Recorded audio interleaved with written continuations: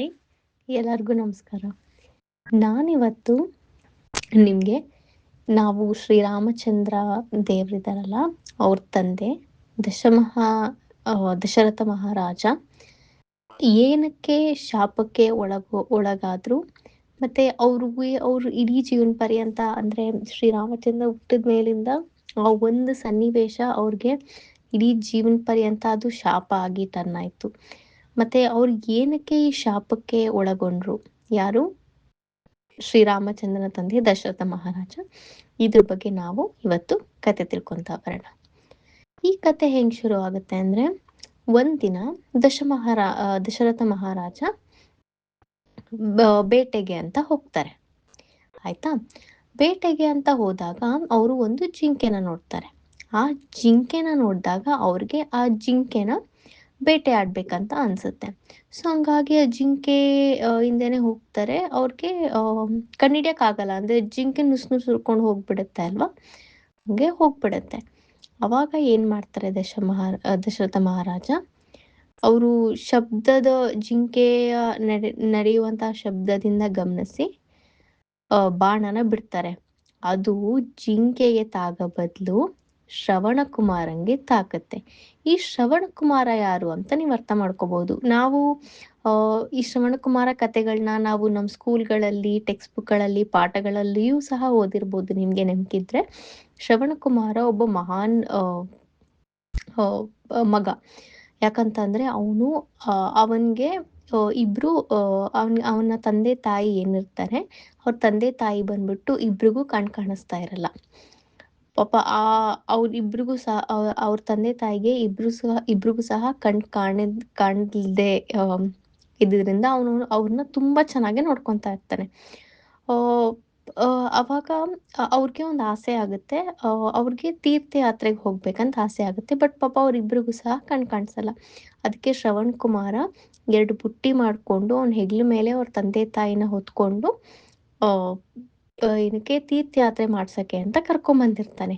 ಇದು ಸನ್ನಿವೇಶ. ಈ ತರ ಕರ್ಕೊಂಬಂದಿದ್ದಾಗ ಒಂದ್ಸಲ ಅವ್ರ ತಂದೆ ತಾಯಿಗೆ ಕಾಡಲ್ಲಿ ಹೋಗ್ತಾ ಇರುವಾಗ ತುಂಬಾ ಬಾಯಾರಿಕೆ ಆಗುತ್ತೆ. ಅದಕ್ಕೆ ಶ್ರವಣ್ ಕುಮಾರ ನೀರ್ ತರಕ್ಕೆ ಅಂತ ಹೋಗ್ತಾರೆ. ಅವಾಗ ನೀರ್ ತರಕ್ಕೆ ಅಂತ ಹೋದಾಗ ಪಾಪ ದಶರಥ ಮಹಾರಾಜ ಬೇಕಂತ ಮಾಡಲ್ಲ, ಆದ್ರೆ ಅದು ಜಿಂಕೆಗೆ ಹೊಡೆಯೋ ಬದಲು ಈ ಬಾಣ ಬಂದ್ಬಿಟ್ಟು ಶ್ರವಣ್ ಕುಮಾರಂಗೆ ಹೊಡೆದ್ಬಿಟ್ಟು ಪಾಪ ಶ್ರವಣ್ ಕುಮಾರ ಸತ್ತೋಗ್ಬಿಡ್ತಾನೆ. ಆವಾಗ ಅವ್ರ ತಂದೆ ತಾಯಿ ಕೂಗೋದು ಕೇಳಿಸುತ್ತೆ. ಅಂದ್ರೆ ಪಾಪ ಅವ್ರ ತಂದೆ ತಾಯಿ ಕಾಣಿಸ್ತಾ ಇರಲ್ಲ. ಬಟ್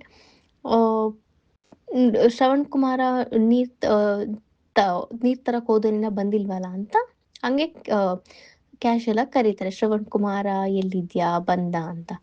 ಆವಾಗ ದಶರಥ ಮಹಾರಾಜನೇ ಹೋಗ್ಬಿಟ್ಟು ಅವರಿಬ್ರಿಗೂ ನೀರು ಕೊಟ್ಬಿಟ್ಟು ಅವರಿಬ್ರಿಗೂ ಕ್ಷಮೆ ಕೇಳ್ತಾರೆ.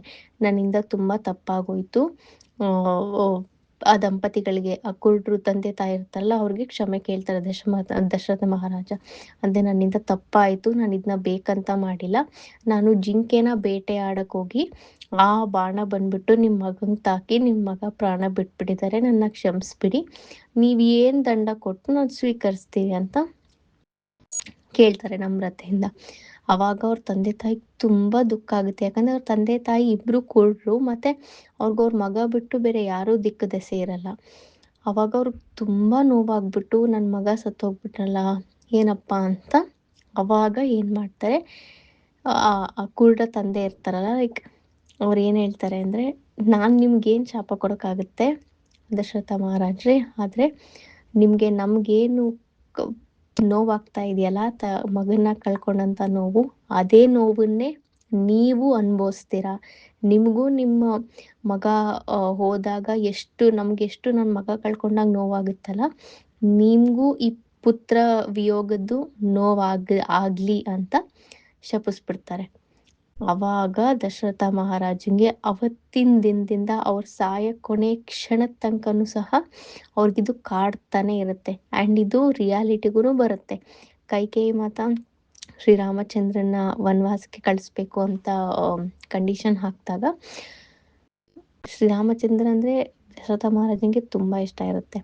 ಆದರೆ ಶ್ರೀರಾಮಚಂದ್ರನ ವನವಾಸಕ್ಕೆ ಕಳಿಸುವಾಗ ಈ ತಂದೆ ತಾಯಿ ಏನು ವಿಯೋಗ ಅನುಭವಿಸಿದ್ರಲ್ಲ ಅವ್ರ ಮಗನ ಕಳ್ಕೊಂಡಾಗ, ಅದೇ ನೋವನ್ನ ದಶರಥ ಮಹಾರಾಜ ಶ್ರೀರಾಮಚಂದ್ರನ ವನವಾಸಕ್ಕೆ ಕಳಿಸಿದಾಗ ಅನುಭವಿಸ್ತಾರೆ.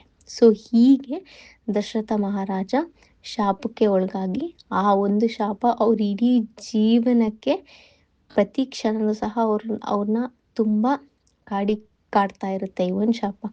ಸೊ ಹಿಂಗಾಗಿ ಶ್ರೀರಾಮಚಂದ್ರನ ತಂದೆ ದಶರಥ ಮಹಾರಾಜ ಶಾಪಕ್ಕೆ ಒಳಗಾದ್ರು.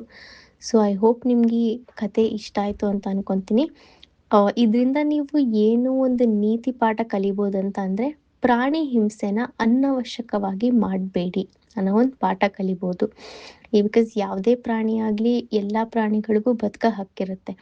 ಲೈಕ್ ನಮಗೆ ನಾವು ಮನುಷ್ಯರು ಎಲ್ಲ ಪ್ರಾಣಿಗಳಿಗಿಂತ ಒಂದು ಪಟ್ಟು ಮೇಲೆ ಇದ್ದೀವಿ ಅಲ್ವಾ, ನಮಗೆ ಯೋಚನೆ ಮಾಡೋ ಬುದ್ಧಿಶಕ್ತಿ ಇದೆ, ಎಲ್ಲ ಇದೆ. ಬಟ್ ಇದರಿಂದ ಏನು ಪಾಠ ಕಲಿಬೋದು ಅಂತಂದರೆ, ಪ್ರಾಣಿ ಹತ್ಯೆ ಮಾಡಬೇಡಿ, ಪ್ರಾಣಿನ ಹಿಂಸೆ ಮಾಡಬೇಡಿ. ಅವಕ್ಕೂ ನಮಗೆ ಎಷ್ಟು ಬದುಕಕ್ಕೆ ಹಕ್ಕಿದೆಯೋ ಅಷ್ಟೇ ಬದುಕಕ್ಕೆ ಹಕ್ಕು ಎಲ್ಲ ಪ್ರಾಣಿಗಳಿಗೂ ಸಹ ಇದೆ. ನಮಗೆ ಸುಮ್ಮನೆ ಖುಷಿ ಕೊಡೋಕ್ಕೋಸ್ಕರ ಪ್ರಾಣಿನ ಬೇಟೆನ ಮಾಡಬೇಡಿ ಅನ್ನೋ ಒಂದು ಪಾಠ ಕಲಿಬೋದು ಇಲ್ಲಿ. ಅರ್ಥ ಆಯ್ತಾ? ಸೊ ನಿಮಗೆ ಕತೆ ಇಷ್ಟ ಆಯಿತು ಅಂತ ಅನ್ಕೊತೀನಿ. ಈ ವಿಡಿಯೋ ನಿಮಗೆ ಇಷ್ಟ ಆಗಿದ್ದರೆ ಈ ವಿಡಿಯೋಗೆ ಲೈಕ್ ಮಾಡಿ, ಶೇರ್ ಮಾಡಿ, ನನ್ನ ಚಾನಲ್ಗೆ ಸಬ್ಸ್ಕ್ರೈಬ್ ಮಾಡಿ, ಬೆಲ್ ಐಕನ್ ಮೇಲೆ ಒತ್ತಿ. ನಿಮಗೆ ಈ ಥರ ಮತ್ತಷ್ಟು ವಿಡಿಯೋಗಳು ನೋಟಿಫೈ ಆಗ್ತಾ ಇರುತ್ತೆ. ಅಲ್ಲಿ ತನಕ ಮುಂದಿನ ವಿಡಿಯೋ ಸಿಗುವ. ಹರೇ ಕೃಷ್ಣ, ರಾಧೆ ರಾಧೆ. ಎಲ್ಲರಿಗೂ ಒಳ್ಳೆಯದಾಗಲಿ.